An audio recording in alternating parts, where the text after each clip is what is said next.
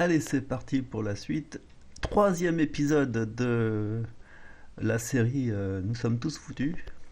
En gros, l'idée c'est ça.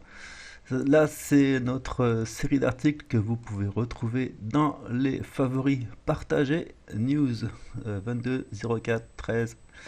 On va retomber un peu en arrière. On s'était arrêté euh, à toute l'introduction qui consiste à constater que la Russie est passée à l'étalon or. Puis, dans le deuxième épisode, on a vu ceci qui est très clair. Là, on voit très bien ce qu'il y a écrit. Le moment où a été décidé de créer un nouveau système économique et financier mondial. Et maintenant, on va aller examiner les répercussions et les conséquences auxquelles il faut s'attendre. Donc la Chine et la Russie mettent en place un nouveau système financier mondial. Celui-là, on l'avait déjà vu rapidement, c'était une petite brève qui nous dit ce nouveau système devrait disposer d'une monnaie de référence dont le cours serait établi à partir d'un panier de monnaies des États membres fondateurs, donc dominé par le yuan. Il a été conçu par Sergei Glaziev et a pour objet de se substituer au système Bretton Woods après l'exécution de la Russie, après l'exclusion de la Russie, pardon, à titre de sanction pour son opération contre les bandéristes ukrainiens. Ok. Et donc c'est là que l'existence des deux systèmes économiques et financiers concurrents devrait marquer un coup d'arrêt à la globalisation et diviser le monde en deux.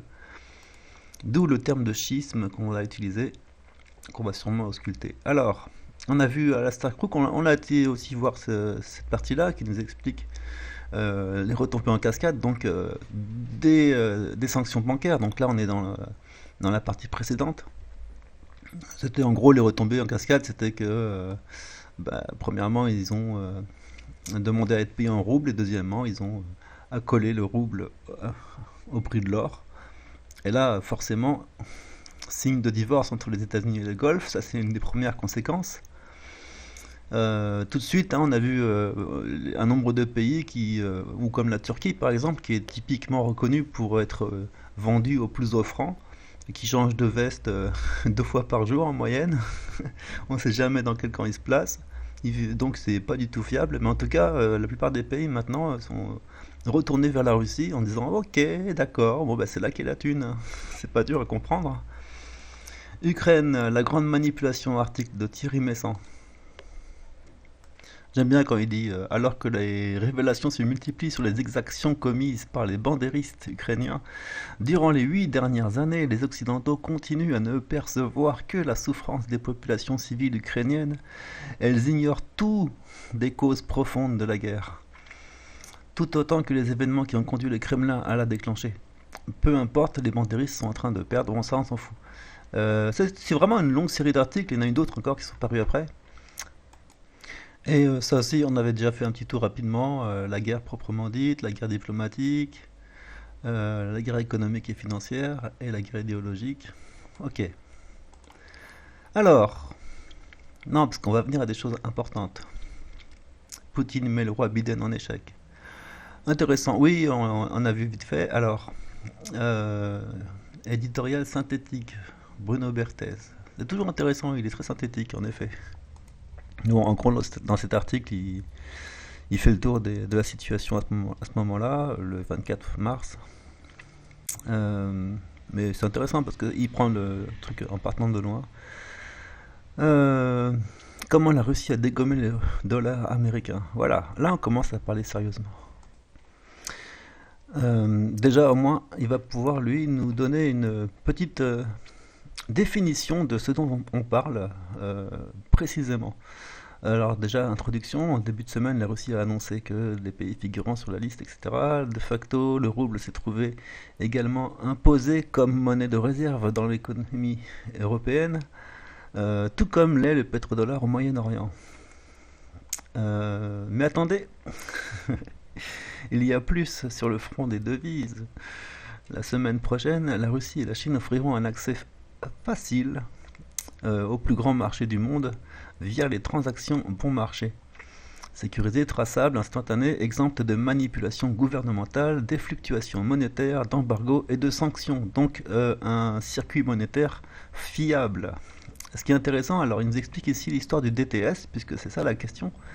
Après avoir aidé les États-Unis à sortir de la crise financière globalisée en 2008, le gouverneur de la Banque centrale chinoise, Zhu Xiaochuan, a observé ceci. Le monde a besoin d'une monnaie de réserve internationale déconnectée des nations individuelles et capable de rester stable à long terme en supprimant les déficiences inhérentes à l'utilisation des monnaies nationales basées sur le crédit.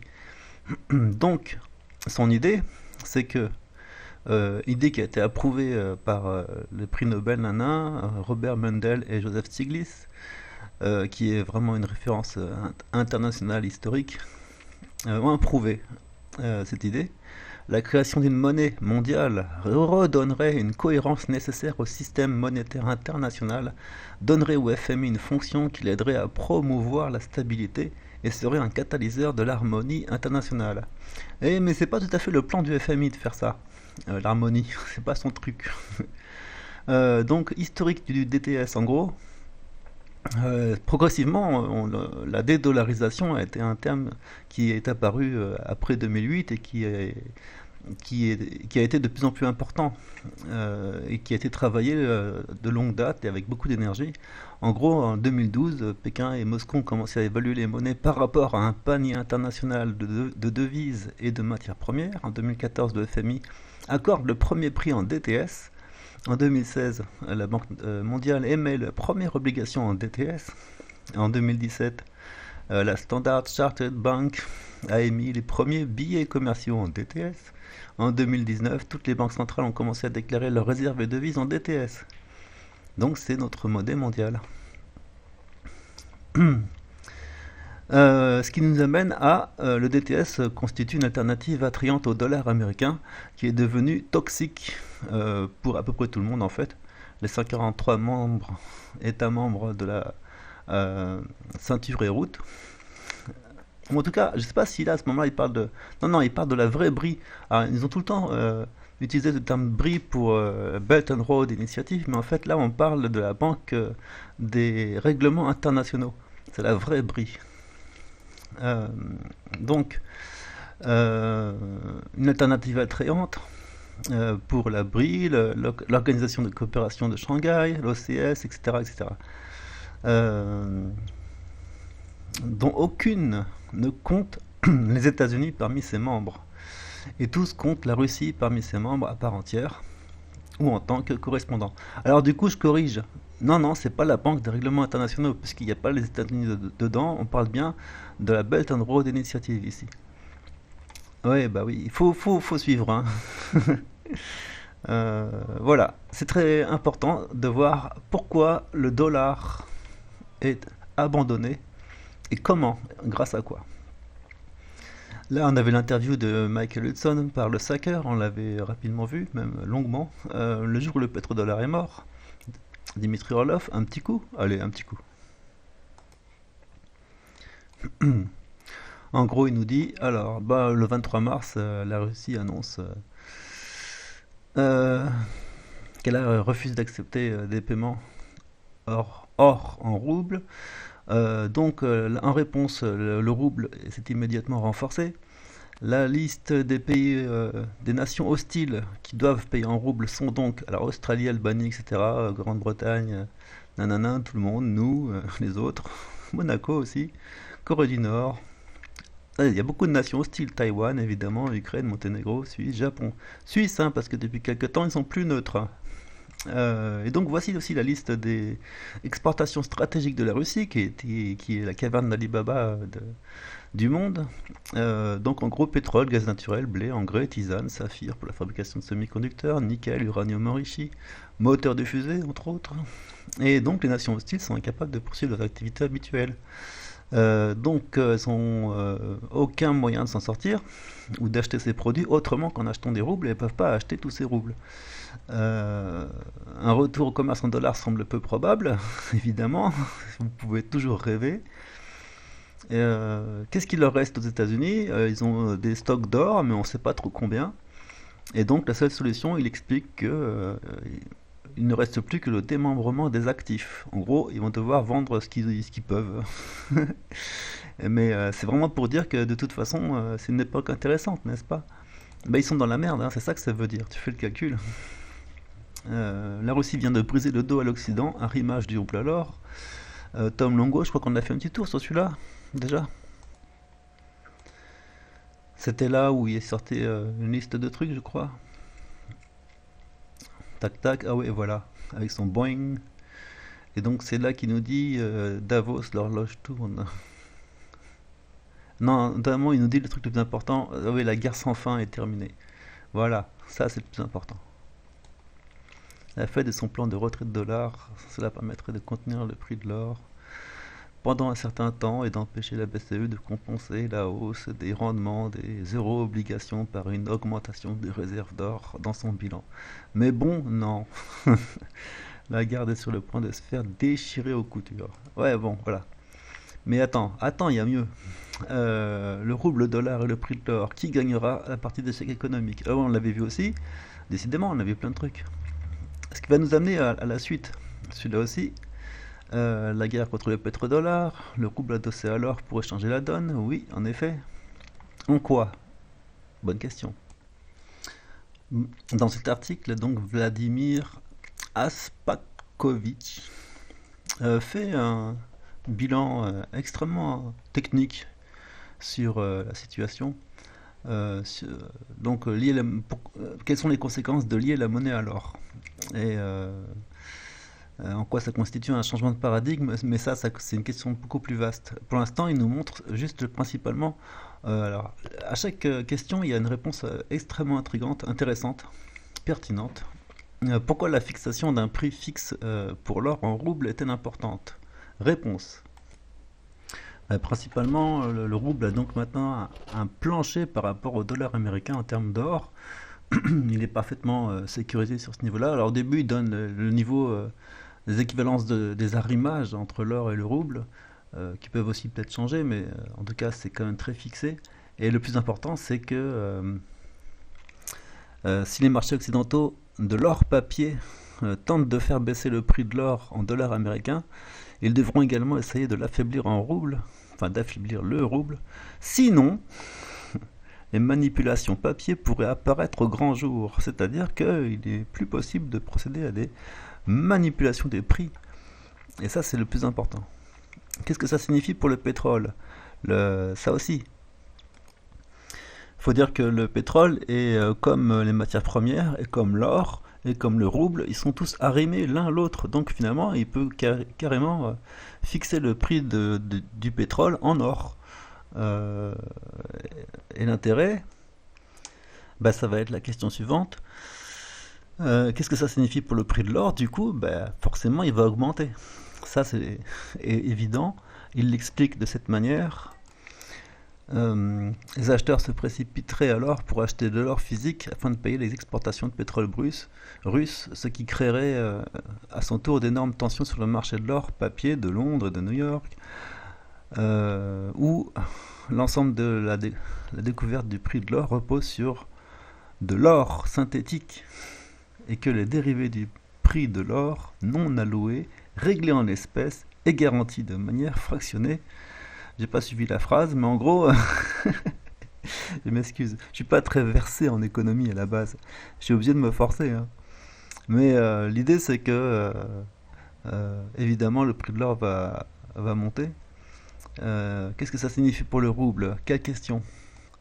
Non, mais surtout, la question, c'était, donc, qu'est-ce que ça signifie pour le prix de l'or? Euh,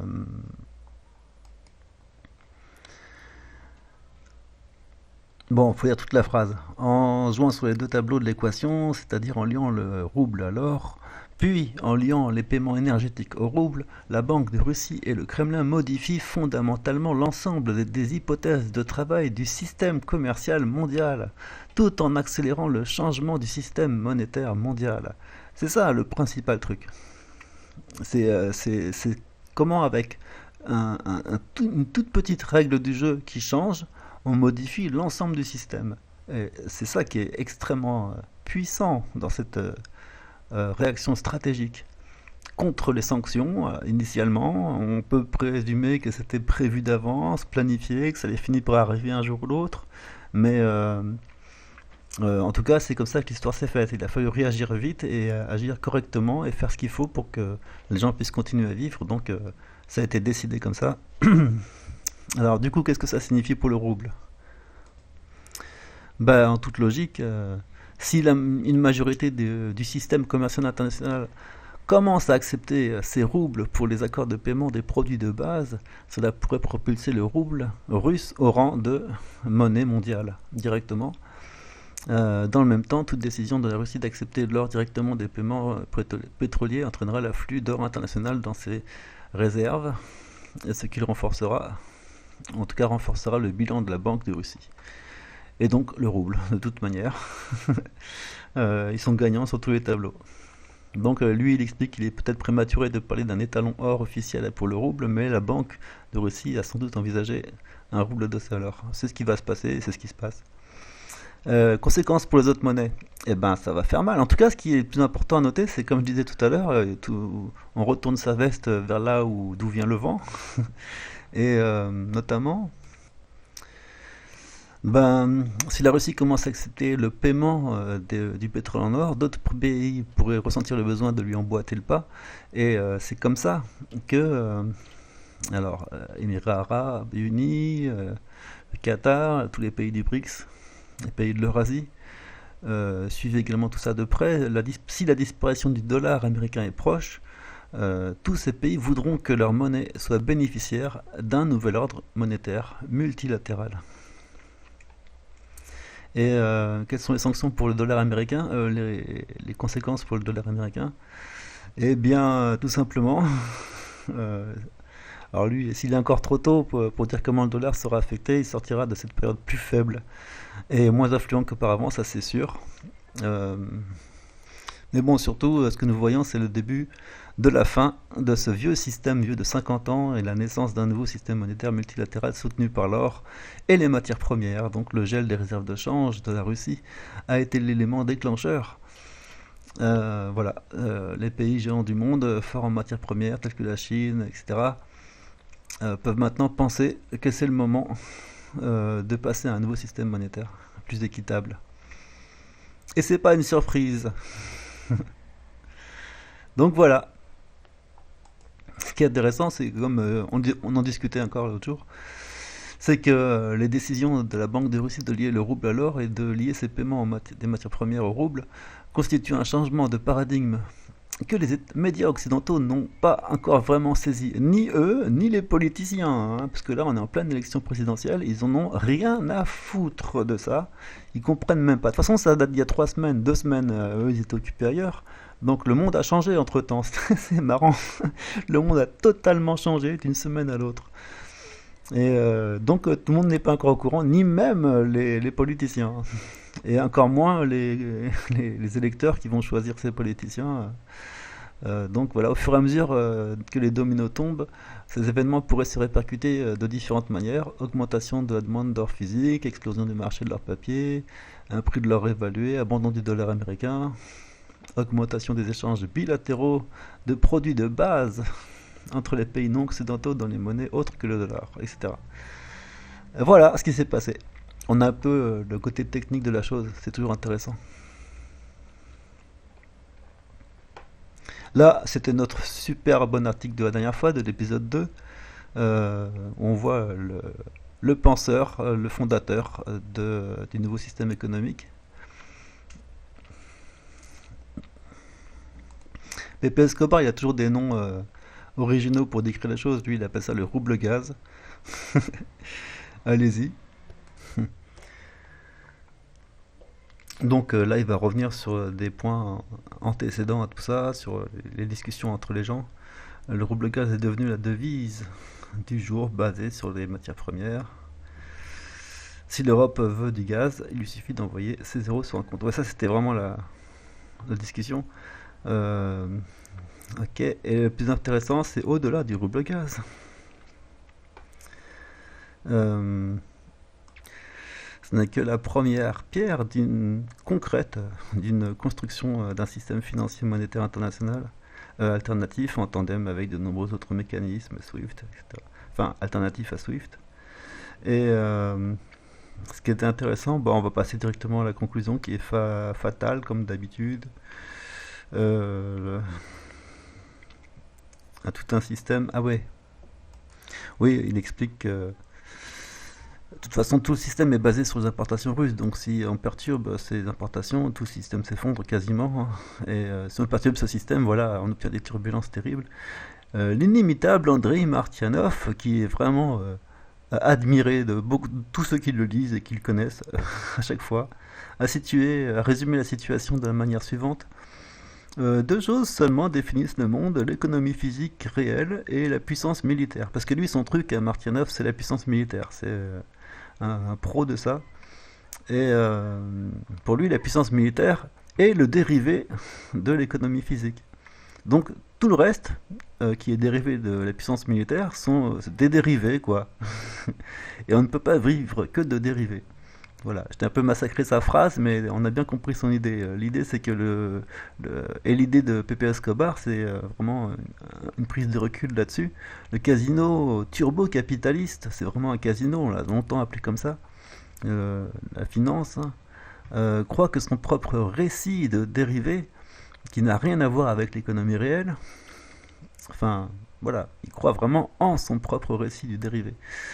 L'Union européenne sera définitivement finalement contrainte par la réalité à passer du déni à l'acceptation. Pendant ce temps, les pays du Sud s'adapteront rapidement au nouveau paradigme. La grande réinitialisation de Davos a été brisée par la réinitialisation russe. Ça, c'est ce qui vient de se passer. Heureusement qu'on avait peur de Davos. Ben maintenant, c'est bon. On n'a plus trop peur. Ils ont plus que du vent à vendre. Poutine sonne le glas du pétrodollar. Attends, mais on va venir aux trucs qui sont vraiment dangereux. Voilà, le dollar est-il en danger? Oui, t'inquiète. Un nouveau système pour les paiements internationaux? Oui. Guerre de l'information, une guerre cognitive. Tiens, cet article, qu'est-ce qu'il fait là? Il n'a pas tout à fait un rapport avec l'économie, mais c'était intéressant. Parce que tout ça, ça se passe dans un cadre historique où il y a une guerre, Ukraine, etc. Et qu'autour de cette guerre, il y a une guerre cognitive. Il y aura d'autres articles de Thierry Messin sur le thème. En l'occurrence, celui-ci permet de nous montrer qu'au moment même où le système économique est complètement bouleversé, nous, on est encore dans un système où les opinions des gens sont complètement dominées par des plans, par ce qui est prévu par le système économique, enfin ce qu'ils veulent obtenir du système économique. Donc ils ont planifié les réactions des gens, c'est de la même manière qu'on fabrique la demande, tout simplement. Tout ceci en vertu d'un système qui vient juste d'exploser. Ce qui fait que on est dans une situation où on continue à pourrir le crâne des gens. Alors je vais vous dire comment, dans ce petit passage, dans le but de faire fonctionner un système qui vient d'exploser. Et là on arrive à une situation qui est extrêmement incroyable. Donc la conscience publique a été activement manipulée à la fois au niveau de la signification et au niveau des émotions. La perception sélective et les fantaisies de consolation ont fait que les mécanismes psychologiques assurant à la population que la population pourrait gérer le stress de vivre dans un état de dissonance cognitive où les faits et la fiction ne peuvent être séparés, en offrant un passage bas de gamme à travers un monde complexe. Ces narratifs ont fourni une certitude émotionnelle au prix d'une compréhension rationnelle. Donc c'est pour dire que les gens sont complètement dans le manichéisme. Les décisions émotionnellement satisfaisantes de croire, d'avoir une foi, à immuniser les individus contre les faits dérangeants et les contre-arguments. Ça c'est vraiment important parce qu'on en parle beaucoup entre nous sur internet. Une guerre cognitive intègre des capacités cybernétiques, éducationnelles, psychologiques, de l'ingénierie sociale pour parvenir à ses buts. Les médias sociaux jouent un rôle central en tant que force démultiplicatrice et en sont un outil puissant pour exploiter les émotions, et s'en servir comme des ressorts en fait, et renforcer les biais cognitifs. En fait, le renforcement il est automatique, c'est une boucle de renforcement. Un volume et une rapidité d'information sans précédent submerge les capacités cognitives individuelles. Non, mais en fait, c'est surtout des haut-parleurs et des mots qui viennent dans tous les sens, un peu comme des images qui clignotent. Et encourage le thinking fast, le penser vite, qui lui correspond au fait de ne pas pouvoir réagir de façon conséquente à une situation. Au moment où on a besoin de prendre du recul et de réfléchir, et ben, trop tard, il faut quand même prendre la décision tout de suite. C'est le principe de l'arnaque, le penser vite. Tu te fais arnaquer comme ça. Quand tu te dis, ah, c'est tout de suite, profites-en, t'es le bon pigeon, c'est maintenant ou jamais, tu vas perdre quelque chose, allez, dépêche-toi. Donc, réflexivement et émotionnellement. Tout ça, c'est conditionné pour obtenir les réactions prévues. Par opposition à un thinking slow, donc c'est ce que j'explique, il faut prendre du recul, il faut penser lentement, rationnellement, judicieusement, se dormir, se réveiller, prendre son petit déj, prendre sa douche, y repenser 2 secondes. Voilà, les médias sociaux, on n'a pas le temps de faire ça, nous, on est le cerveau il occupe ailleurs tout de suite. Les médias sociaux induisent aussi une approbation sociale où les individus imitent et affirment les actions et les croyances des autres, en tout cas de celles qui sont les moins dérangeantes, pour s'intégrer virtuellement, pour avoir l'impression d'être intégré en fait, créant ainsi des chambres de résonance au conformisme et à la pensée unique. Modeler les perceptions est la seule chose qui compte, les opinions critiques, les vérités qui dérangent, les faits qui contredisent le narratif dominant doivent être supprimés en un clic, ou en modifiant les algorithmes, ou en oubliant, ou en scotomisant, ou en faisant comme si rien n'était, ou en étant aveugle, la cécité mentale, etc. Donc tout ça c'est intéressant, c'est de l'ingénierie sociale, et ça t'explique bon voilà, plus un cerveau est conditionné, plus l'environnement politique du dialogue public sont polarisés. Les dégâts cognitifs rendent tout effort pour promouvoir un équilibre et un compromis peu attirant, et dans les cas les pires, c'est même impossible. L'Occident a trouvé refuge dans ce monde de paraître généré par des médias, parce qu'il ne peut pas résoudre ces problèmes systémiques. De toute façon, c'était impossible à résoudre. Le capitalisme en termes généraux était voué à l'échec. L'idée, c'est qu'on veut avoir des systèmes prédictifs qui marchent. Donc, nécessairement, on a besoin de... Ça, c'est un truc que je répète souvent. On a besoin de confisquer la liberté pour avoir des prévisions qui soient correctes. Si plus il y a de liberté, plus le système est imprévisible. Donc, tu ne peux pas faire de calcul de business plan qui marche. Les mecs se font virer quand leur business plan ne marche pas. Donc, si tu supprimes la liberté, au moins tout est déterministe, tout est rigide et tout marche comme prévu. Donc, il faut dresser les gens à réagir de façon conditionnée. Ils expliquent en gros que c'est un peu ça. Enfin, ils expliquent pas ça, ils savent pas tout ça, mais enfin, la personne qui écrit cet article.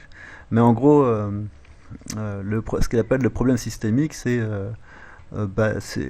sa limitation, son insuffisance, etc. Et donc, dans le cadre de ce système, qui est extrêmement étroit, ils sont obligés de conditionner les gens de cette manière. Donc, au lieu d'un développement et du progrès, nous voyons une régression économique, sociale, intellectuelle et politique. Donc, c'était la frustration, des illusions de grandeur et de l'irrationalité. L'Occident est devenu complètement auto-référentiel. C'est marrant. Voilà. Article à lire tranquillement, voilà, c'est ça le but. Et c'est aussi le but de ce site. Tu as 23 minutes devant toi, ou mettons 30, parce que des fois il faut comprendre. Tu te réserves 45 minutes, allez, tu doubles. Et tu lis un article par jour. Un seul par jour. Bon, il y en a 80 par jour qui sont publiés. Peut-être pas des aussi gros que ça, mais t'en prends un et tu le lis en entier, mais paisiblement. Et tu t'imprègnes du truc, et que tu peux en discuter. Si chacun fait ça, on est tranquille. Mais donc c'était pour dire que tu vois, on est dans un système qui est comme ça, et au moment même où ce système explose, c'est captivant. Donc, dans une opportunité qui n'arrive une fois par siècle, là, Alastair Crooke reprend l'expression de notre ami Glaziev qu'on a vu en dessous. Des événements comme ils ne sont produits qu'une fois par siècle. T'as vu? C'est marrant, hein? Donc, en gros, attends, on va voir. L'ère de la mondialisation libérale est terminée sous nos yeux. Un nouvel ordre économique mondial est en train de se former. Franchement, ça fait peur. Wow. Parce que depuis longtemps, on nous menace avec le nouvel économie, nouveau système, nouvel ordre mondial, voilà. Et très très étrangement, le nouvel ordre mondial, c'était l'ancien, et un nouveau subitement apparaît.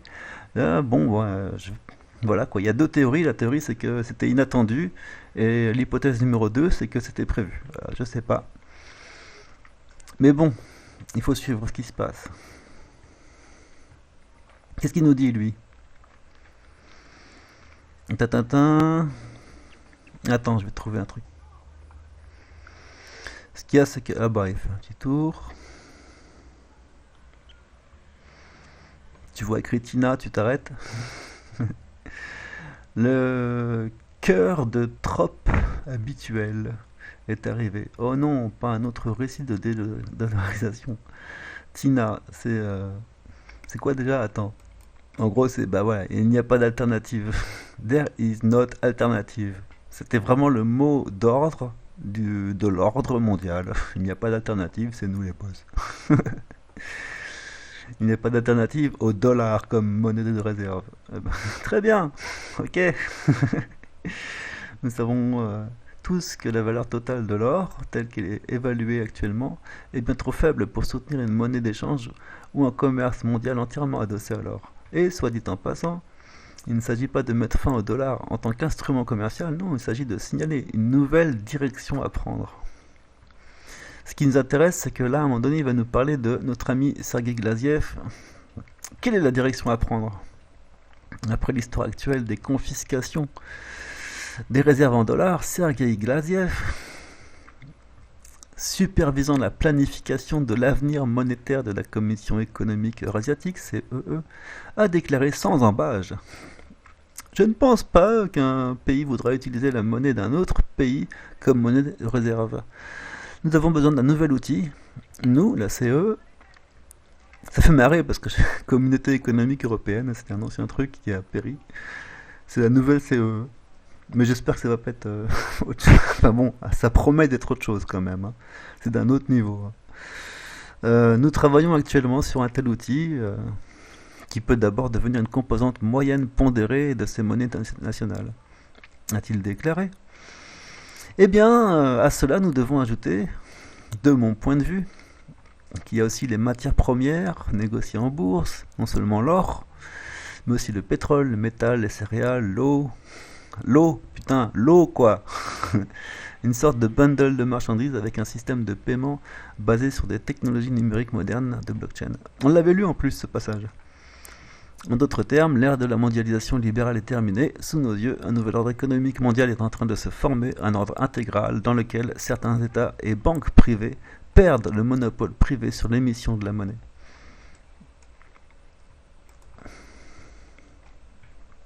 Un Occident dans sa bulle d'illusion. Non mais tu vois un peu. Oh putain, il est super cet article. Ça, c'est vraiment un excellent. Je lui ai mis 3 étoiles encore à celui-là. En gros, oh, c'est Patrick Laurence, c'est de la bonne cam. Il va vous... comment dire? Il va parler précisément de...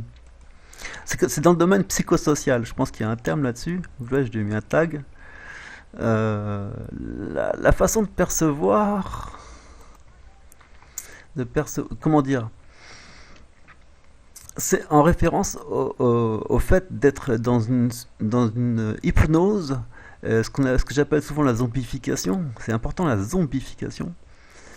Euh, Hypnose collective propre à ce qu'on a pu découvrir. En fait, c'est ça le point sanglant de son article. C'est à la fin, il fait un petit tour de piste rapidos, enfin, en annexe quasiment de l'article.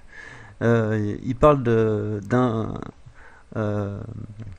du film, comment il s'appelle déjà ce film? Le chagrin et la pitié. Voilà, ça y est. Avec ça, j'ai tout expliqué. Ce film, en fait, il parle à lui seul de la façon dont les Français ont nié avoir fait partie ou avoir collaboré ou s'être tu face au nazisme. Et une fois que le nazisme était terminé, ils avaient plus tendance à, ou en tout cas tous les médias avaient tendance à parler des Français comme des résistants, etc. Mais ils expliquent bien dans ce film, Le chagrin et la pitié, un film de 69, en faisant un témoignage, en interviewant les gens, c'est vraiment un documentaire, pour savoir comment ils étaient, comment réagissiez-vous à l'époque du nazisme, qu'est-ce que vous faisiez, qu'est-ce que vous disiez, quelles étaient vos réactions face à telle et telle chose. Et à chaque fois, on pouvait sentir que de la faiblesse, de la lâcheté, les gens ou alors qui essayent délicatement de nier qu'ils avaient été faibles et lâches, en disant j'ai fait ceci mais je ne le voulais pas, mais je pensais pas. Euh, et c'est extrêmement intéressant du coup, parce que ça parle de l'époque exactement contemporaine. On est comme j'ai expliqué, dans un système qui nous a complètement bourré le crâne d'idées conçues, de réactions prédéterminées, préfabriquées, tout ça pour correspondre à un système qui est déjà périmé et foutu. Et donc on se trouve dans une situation psychologique. Attends, je vais te trouver des passages marrants. Qu'y a-t-il de mal, en d'autres termes, à penser à croire à de jolies fables qui ne sont pas vraies que pour les gens qui se sentent mieux? Enfin, voilà, qui ne sont vraies que que les gens se sentent mieux. Qu'est-ce qu'il y a de mal? Boutcha est une banlieue de 105 000 âmes, à quelques kilomètres du nord de Kiev, l'une des villes que les forces russes ont commencé à évacuer. Nanana. 2 jours plus tard, le maire célèbre la libération de la ville dans un discours en forme de selfie. Ça, tu vois, c'était l'affaire de Boutcha à ce moment-là. Outrage instantané, donc c'était ça l'idée, hein. L'article était basé sur la réaction des gens là-dessus.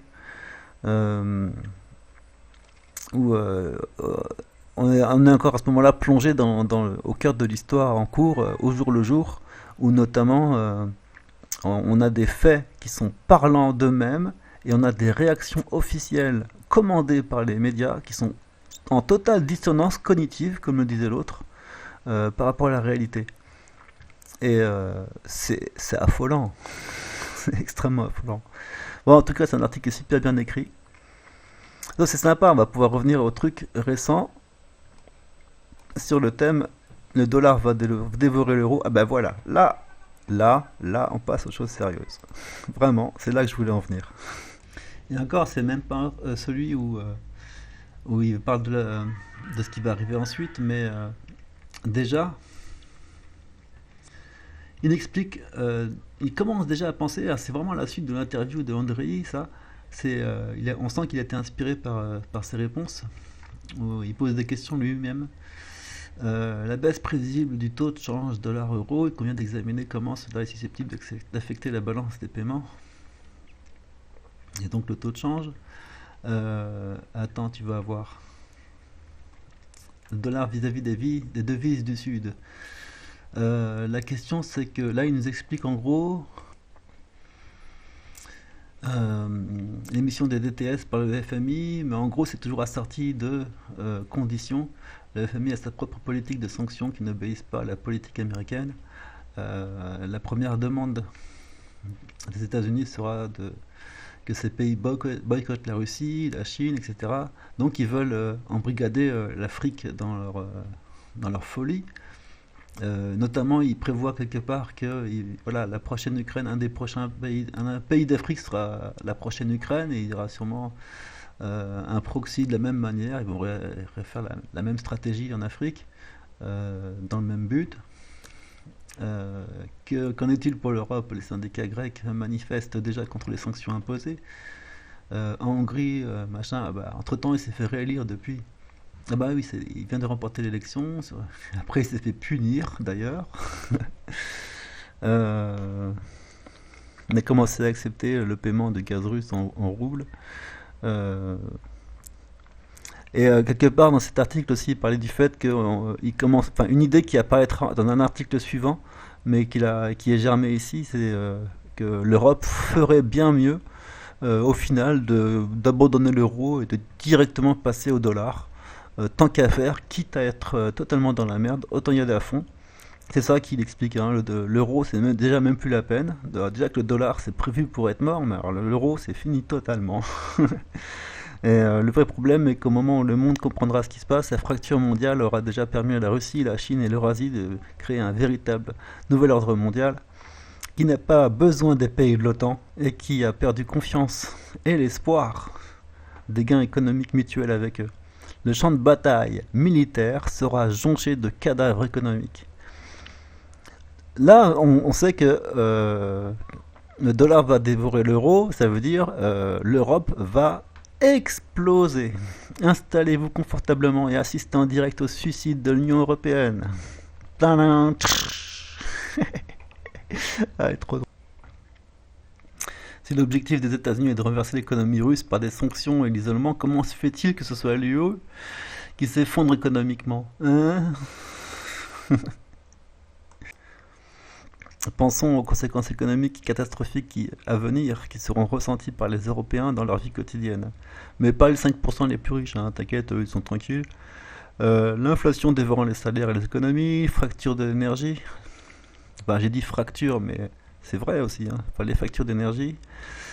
Les produits qui disparaissent des supermarchés. Pas de réservation pour les vacances, ok. Le roi Tollet de France, qui est peut-être confronté à une mauvaise surprise électorale, on l'espère, putain, a même annoncé des coupons alimentaires, pour, comme dans la Seconde Guerre mondiale. On avait rigolé avec ça en disant quel nom on pourra donner, quel nom de type New Age on pourrait donner aux coupons alimentaires. On avait trouvé un nom, c'était quoi? Euh, bah, les bons de vie, par exemple, un truc comme ça. Voilà, t'as aussi des bons de liberté. Ouais, ah, j'ai 3 bons de liberté. Ah bah c'est bien. Ah, t'en as déjà consommé 2. Bah t'as plus qu'une seule liberté alors. On avait rigolé avec cette histoire. Rouble gaz ou GNL américain. Bon, on a tous compris que le but c'était de vendre du gaz de schiste américain qui est extrêmement polluant et qui en plus est une catastrophe écologique extrêmement onéreux. Et bon, voilà, ils sont contents, ils ont réussi leur coup, hein, ils vendent leur. C'est des commerciaux, les mecs, hein. Euh, Ça va pas durer longtemps, mais bon, le commerce, c'est pas fait pour durer longtemps, c'est fait pour prendre la thune là où elle est, au moment où on est. Donc, rien à foutre des conséquences. Géoéconomie hypersonique. Ah, parce qu'il y a ça aussi, attends. Ta ta ta. Je vais pas dans le fond de cet article qui est vraiment toujours à chaque phrase avec des rebondissements et des suspens et des révélations, mais c'est pour dire en gros que les décisions de l'Europe sont télécommandées par les États-Unis et que ça va pas du tout dans l'intérêt de ceux qui exécutent ces ordres. C'est limite si on comprend pas. Là, à la fin, il termine sur la question nucléaire parce que c'est vraiment une question qui est. Les gens ont les doigts sur le bouton rouge, ils sont prêts, ils attendent, ils ont plus que ça à faire parce que c'est une des prochaines solutions. Donc la solution est ouverte, l'option est ouverte. La différence entre une bombe incendiaire et un bombardement nucléaire n'est que l'efficacité létale. Les provocations de l'OTAN sont si extrêmes que la Russie a dû placer ses missiles nucléaires en état d'alerte. C'est une question très sérieuse. Euh, et voilà dans quelle situation on est. On est quand même, c'est pas les vacances, hein. La guerre totale de l'Occident pour annihiler la Russie. Bravo, ça c'est encore un article de Pepe Escobar. Quand il dit annuler, c'est enfin annihiler. Lui, il parle dans son esprit de cancel culture parce que dans cet article-là, c'est ça la question. La cancel culture, c'est le sociocide, vrai terme qu'on utilise, et c'est aussi le fait de faire disparaître. Donc ça reste dans le domaine de la propagande et dans le champ d'action occidental sur les mots, le sens des choses, etc. Vu qu'ils n'ont rien à faire dans le champ réel, matériel, physique. Voilà, l'Europe a choisi son destin. Vamos a Bayard, dans le Porto Rico européen. Oui, parce que là, il fait référence à l'article de Hudson, en fait, notamment.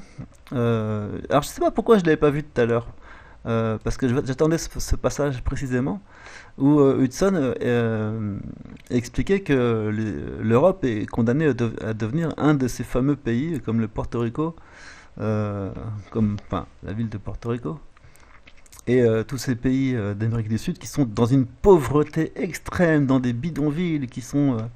alors, c'est quoi sa définition? Dans son nouvel essai, là, il parle de l'article de Hudson qu'on a vu tout à l'heure, que j'ai dû sauter ce passage, du coup, sans le vouloir, parce que le titre avait dû changer entre-temps, ça arrive quelquefois avec la traduction.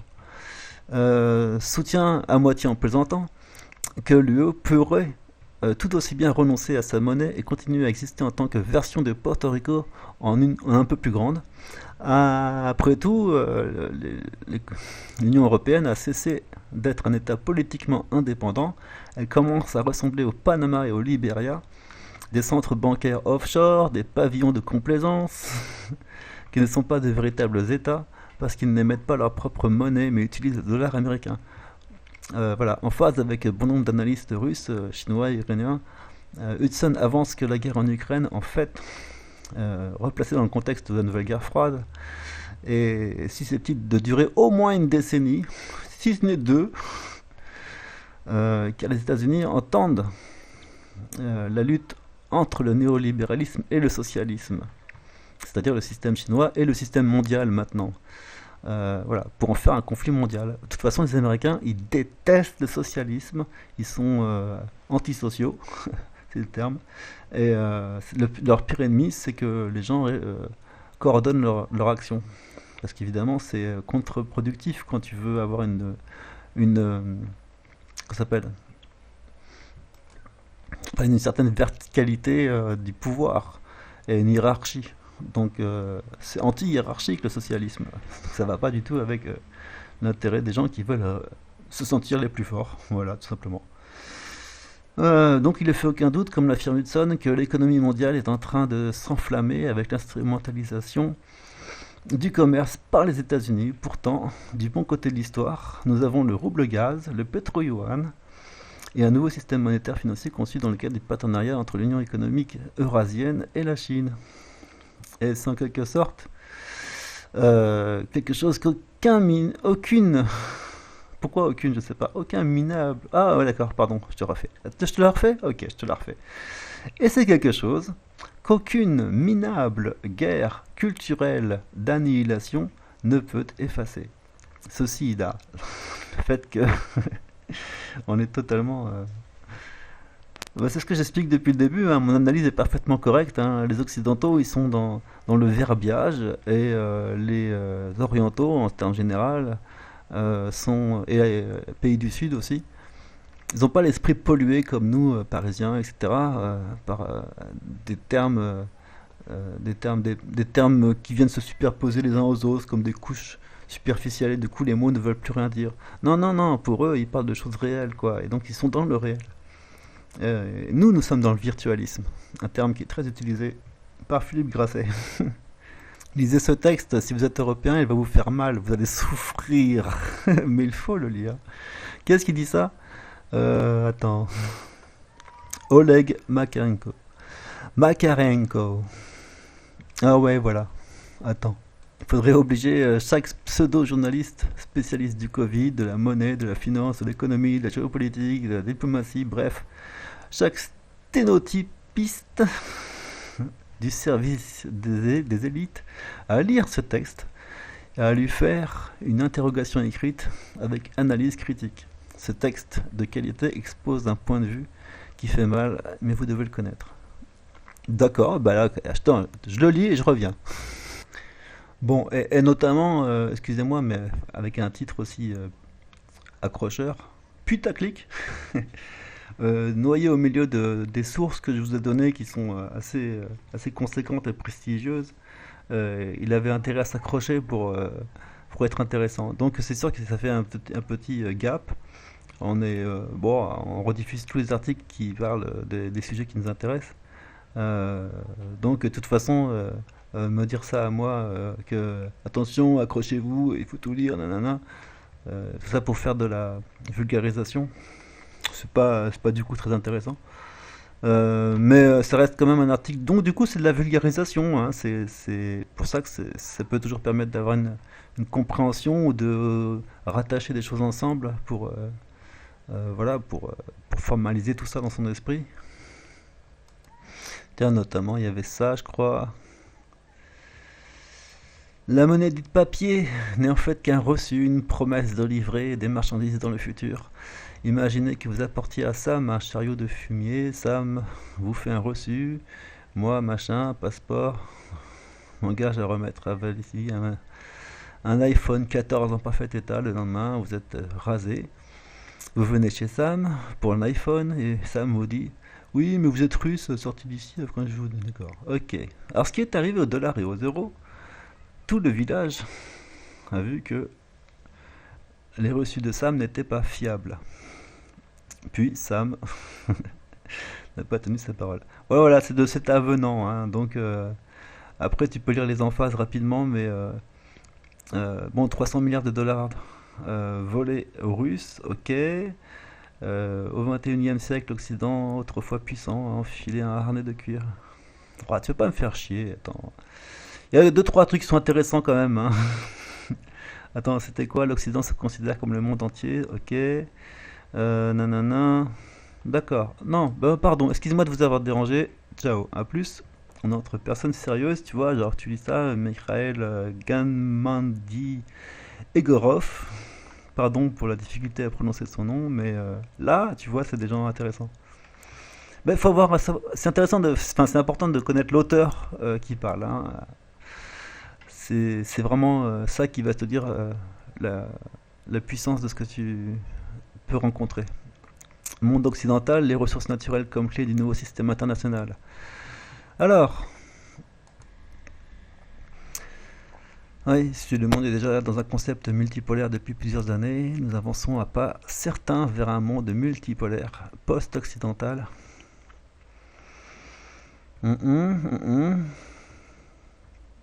Attends, je te cherche des choses saillantes.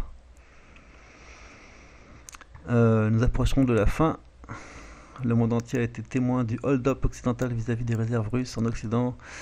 Face à cela, et au-delà du fait que la Russie a su trouver les instruments nécessaires pour non seulement compenser cela, mais aussi mettre les instigateurs des sanctions en grande difficulté, le fait est que cette situation a le mérite d'apporter plusieurs éclaircissements. D'abord, l'Occident collectif ayant définitivement montré son visage de véritable cambrioleur à ciel ouvert, s'appropriant ce qui ne lui appartient pas, vivant tous ses moyens, etc., observera en effet un effet catastrophique pour le système financier international sur le court, moyen et long terme. Perte de confiance des monnaies, et de deux. Je te laisse lire, hein, tu vas revenir dessus après, hein, t'as intérêt. Les principales matières premières énergétiques ne sont pas seulement... Enfin, pardon, c'est moi qui lis mal, hein, faut que j'apprenne à lire. Excusez-moi, pardon. Donc voilà, les principales matières premières énergétiques, et pas seulement ça, mais tout le reste, beaucoup de choses. L'Occident n'en a pas beaucoup. Et, ils en ont beaucoup besoin par contre. Et notamment tout ce qui concerne les énergies renouvelables. Ces projets n'ont aucune chance d'être réalisés dans un avenir proche, et même certainement sur le moyen terme. Toujours sur le même volet, toute cette arrogance de l'Occident collectif a toujours été basée entre autres sur le fait que l'industrie occidentale exporte des produits technologiques à haute valeur ajoutée. Donc tu ajoutes de la valeur artificiellement à un truc et c'est plus cher, voilà.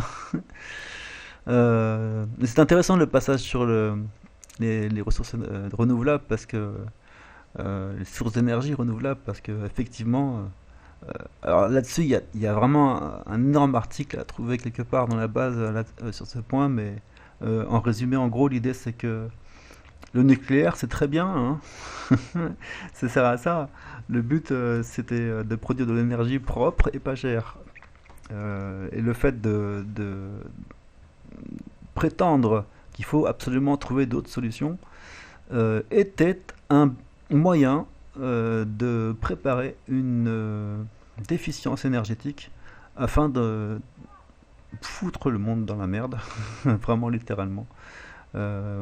Soit que les gens qui ont planifié ça étaient inconséquents et bêtement idéalistes, ça c'est ce qu'ils voudraient faire paraître, c'est l'impression que ça donne en tout cas de l'extérieur. Soit clairement, objectivement, quand tu as un truc qui marche et que tu le remplaces par un truc qui marche pas, ça s'appelle du sabotage. Euh, Là aussi, ce n'est pas tout. Les nations non occidentales ont d'ores et déjà démontré et continueront indéniablement à le faire, d'avoir tout le potentiel scientifico-intellectuel nécessaire pour pouvoir compenser ou créer les alternatives nécessaires aux technologies occidentales. T'as aussi des serveurs russes, chinois, indiens, iraniens, et même, je te dis, au Bangladesh, dans des pays totalement perdus en Afrique, t'as des mecs qui sont des purs génies, des maths, des sciences, de l'informatique. En Chine, il y a des centaines de milliers d'ingénieurs hautement qualifiés. C'est plus que des armées entières, c'est des populations entières de purs cerveaux. Qu'est-ce que tu crois qu'ils ont besoin de nous? En France, moi je suis ingénieur, hein. Tu dis un truc qu'un mec n'a pas déjà mémorisé fortement, c'est comme si tu l'insultais en fait. C'est un pays barbare et arriéré. Bon, c'était juste pour dire. Et si l'Occident arrivait dans un passé relativement proche, euh, à prendre une partie de ses... Pourquoi il dit dans un passé, dans un avenir relativement proche, à prendre une partie de ses cerveaux, ce processus va indéniablement ralentir dès à présent. Pour quelle raison? D'accord, ok, patriotisme, machin, on s'en fout. Bref,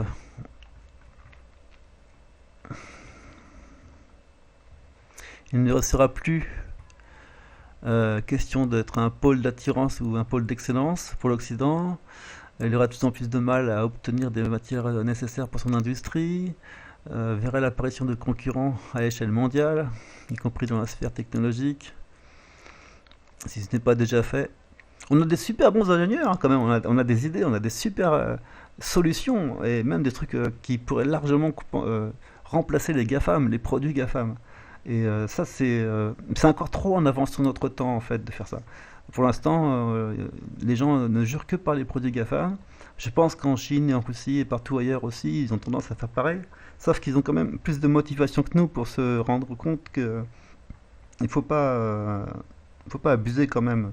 C'est pas si génial que ça ce qu'ils font les GAFAM. Mais quand on se spécialise dans n'importe quel système, on a besoin d'outils spécifiques qui servent exactement, qui soient faits sur mesure en fait. Et en construisant des outils sur mesure, on se passe allègrement des produits GAFAM, y compris de produits d'infrastructure et de systèmes extrêmement importants. Je ne vais pas les citer, etc. Mais on a des alternatives qui marchent très bien, qui marchent beaucoup mieux, qui sont mieux maintenables. Et je pense que, alors en France, on est très en retard sur ça. Mais maintenant, la Chine et la Russie, ils vont se faire un plaisir en tant que développeurs. C'est un vrai plaisir et un vrai bonheur de construire des bons systèmes avec une nouvelle façon de penser. Donc c'est pour dire que de toute façon, nous, ce qu'on a à vendre, c'est fini. Euh, Tiens, il s'est passé un truc en Pakistan, c'était important. Les Russes délaissent les dollars et les euros pour le yuan, ok. Ça, c'était RT. Faut aussi pas rater les articles de Badra Kumar. Franchement, un des auteurs les plus anciens sur mon site. C'était un des premiers. En 2006, il y avait déjà des articles de lui. Il est super régulier, très calme, zen, sauf des fois, un petit peu, mais une fois, un petit peu. Voilà le dilemme de l'Inde entre l'Occident et la Russie. Oui, ça c'est un segment important de la question actuelle parce que l'Inde est vacillante, mais t'inquiète pas qu'elle va vite trouver son chemin. C'est un des plus gros pays du monde quand même, donc c'est une puissance phénoménale. On parlera de Chine, Inde, Russie. Alors là, qu'est-ce que tu veux faire face à ça, quoi? Là, il y a eu un moment où la Russie ajuste sa stratégie d'achat d'or. Et il est temps de remplacer les mécanismes financiers occidentaux et de supprimer le dollar. Dixit qui? Alors, attends, on va voir un petit coup d'œil.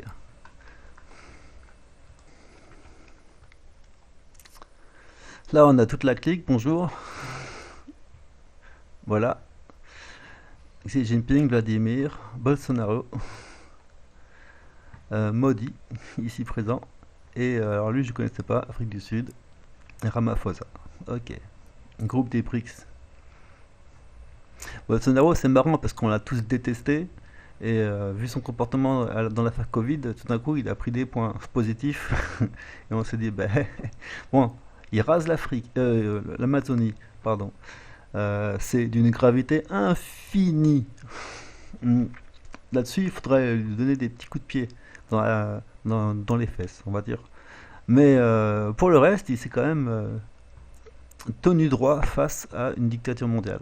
Je vais noter un truc intéressant là-dedans, il ne s'agit pas d'une grande conspiration, d'une possibilité géopolitique profonde, ou d'une probabilité inquiétante résultante d'une émotion occidentale à courte vue. Non, non, il s'agit simplement d'un résultat prévisible d'événements créés par l'Occident et qui ont poussé les pays spécifiques à une conclusion naturelle, basée sur leurs meilleurs intérêts.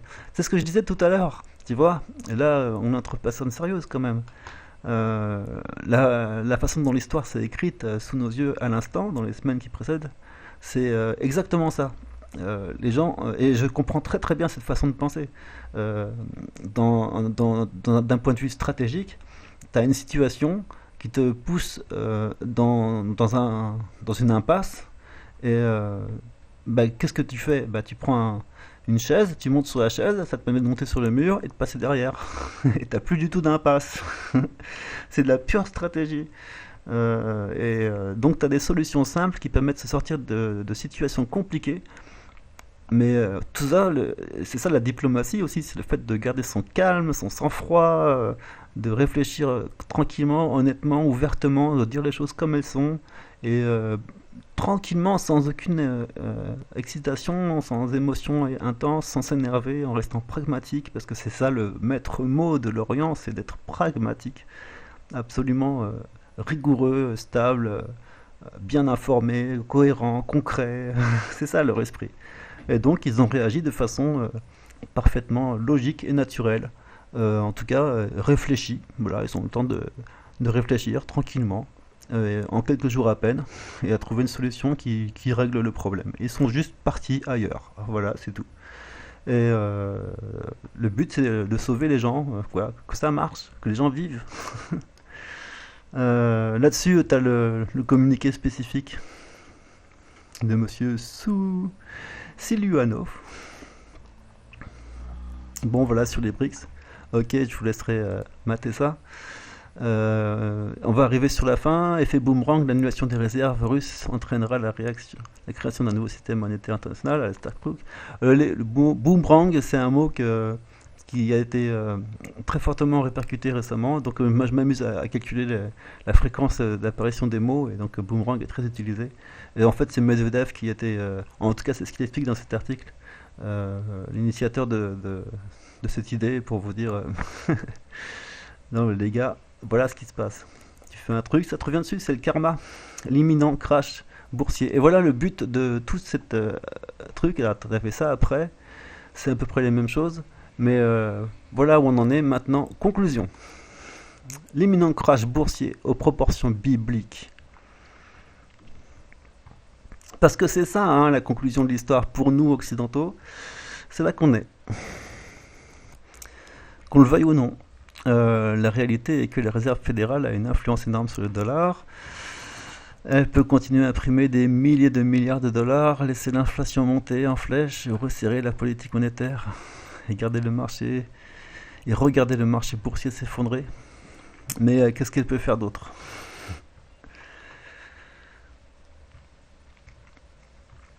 Alors sur la question que pensez-vous que la Fed va faire, à mon avis, là je crois qu'il parle des taux d'intérêt et des trucs comme ça.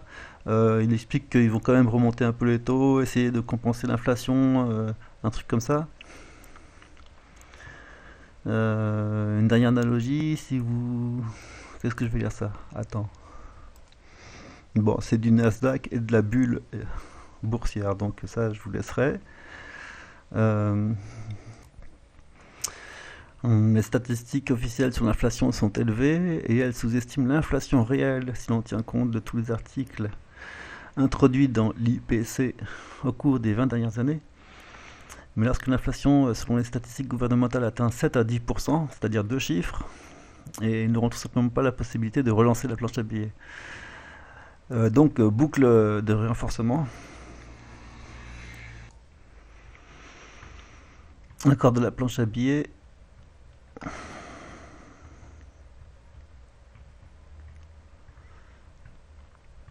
Je suis pas très versé en économie, j'ai déjà dit, mais je vais essayer de te trouver un truc bien saillant. Que peut-on faire pour se protéger et éviter ce qui va arriver? Je pense que la chose la plus importante est de rester en dehors du casino. Là, ils sont entre riches. Donc c'est surtout des conseils, rester sur le cours, ok, d'accord. Les obligations, actions vont perdre 40, 60%. D'accord, ok. Quelque part, j'avais le souvenir qu'il disait en gros qu'il fallait placer son argent dans du concret et du réel, quoi. Ce qu'on dit toujours dans ce cas-là, hein. Des terres, des machines, euh, voilà, des outils, des machines-outils. Euh, et puis aussi des non périssables en termes général. Mais dans ce cas-là, c'est ce qu'il faut faire, hein. Voilà pour les proportions bibliques. C'était dû au fait qu'il parle de la dette astronomique qui était, je sais plus où c'était. Voilà, voilà. Bon, c'est ça l'idée. Le mec, ils doivent de l'argent à hauteur de 12 fois la Terre. Qu'est-ce que tu veux faire après?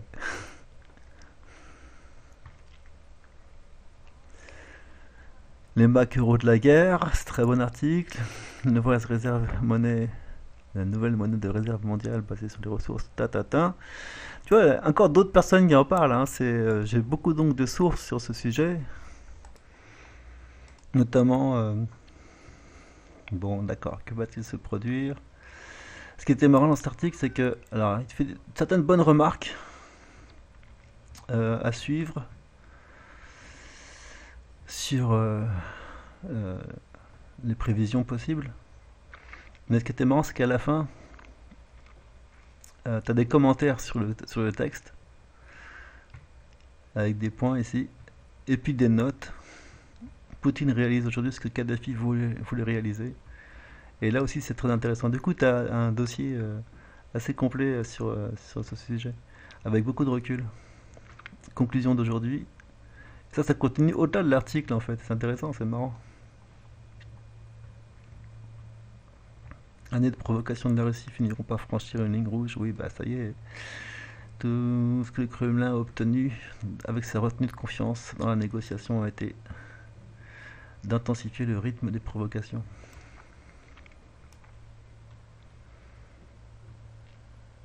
Ouais, ouais.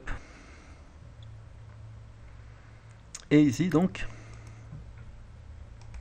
ah bah du coup, je l'ai pas écouté, mais faut suivre. Et tu vois le schéma. Euh, L'effet boomerang, sanctions économiques. D'abord la contradiction de l'épouvantail bondi par l'extrême droite, ok. Explore la profanation des monuments, ok. Se penche sur... Bon, ben, ça, je sais pas pourquoi je l'ai mis là, mais je l'ai pas écouté en plus, j'ai pas encore eu le temps. Il y a trop de trucs. Ça va être ma prochaine étape. Bon, voilà, c'était juste pour dire sur ce thème de l'effondrement économique et du nouveau système économique. Tiens, ça c'est une précédente vidéo. On est en train de faire la 3 là, tu vois. Il y a encore ces articles. Mais j'espère qu'on a fait un petit tour assez éclairant. Voilà, merci.